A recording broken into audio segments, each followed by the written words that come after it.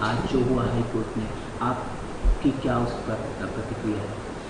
जी देखिए, एक फ़ैसला शायद कल भी आया था सुप्रीम कोर्ट का, जिसमें कि सुप्रीम कोर्ट ने कहा था कि मूवी को रिलीज़ होने दीजिए और जनता डिसाइड करें कि क्या होना चाहिए।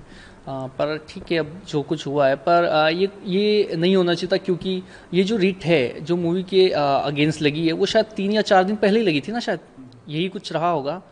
पर एक याचिका जो कि मैंने लगाई थी आज से करीब मेरे पिताजी के इंसिडेंट में, जो कि 3 साल पहले हुआ था, 28 जून 2022 को, उस केस का कोई निष्कर्ष नहीं निकला। ठीक है, आज तक वो केस वैसा का वैसा है। ठीक है, उस केस में 150 गवाह थे, 150 प्लस गवाह थे, उसमें शायद 15 या 16 की पेशियां भी नहीं हुई।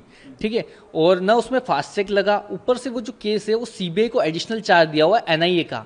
ठीक है, वहाँ चल रहा है, तो उसमें डे बाई डे हियरिंग भी नहीं होती, नहीं उसमें बराबर पेशी हो रही है।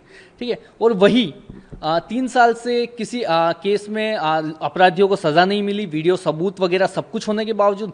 और जब एक हकीकत एक मूवी के ज़रिए देश को दिखाना चाहता है कोई, ठीक है, कि उस समय क्या हुआ था 28 जून 2022 को, तो उसके लिए पूरा एक संगठन खड़ा हो जाता है, जमीयत उलमा हिंद, ये मौलाना मदनी जी आ जाते हैं कि नहीं, मूवी पर रोक लगनी चाहिए, मूवी पर रोक लगनी चाहिए। और सिर्फ 3 दिन के अंदर हमें पता चल रहा है कि मूवी पर रोक भी लग गई। मतलब कितना हमारा जो कानून है वो कितना तेज़ है ना, एकदम फास्ट।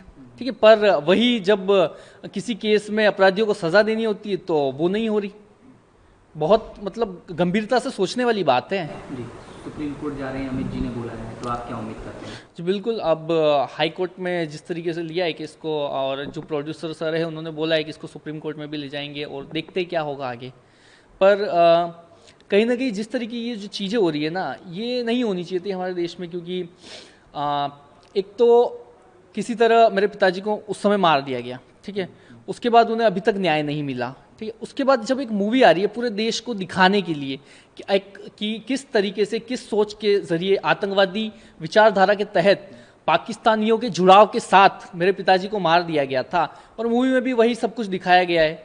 ठीक है, कि किस तरीके से आतंकवादियों ने साजिश करके मेरे पिताजी को मारा। ठीक, पर इसी के अगेंस्ट पूरा एक संगठन खड़ा हो जाता है। पता नहीं उनको क्या दिक्कत है, क्या सहानुभूति है आतंकवादियों से।